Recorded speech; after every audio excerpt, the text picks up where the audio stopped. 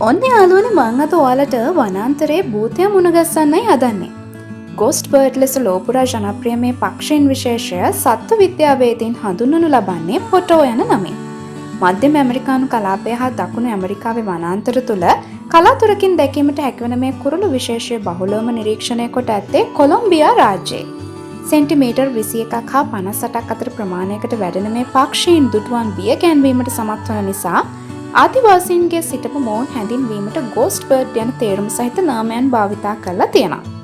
කුඩා සත්තුන් හා කෘමීන් ආහාරයට ගන්නා මේ පක්ෂීන් මිනිස් ජනාවාසවලට පැමිණීම අවාසනාව ගෙන දෙන සිදුවීමක නිමිත්තක් ලෙසයි අතීතයේදී සලකා ඇත්තේ.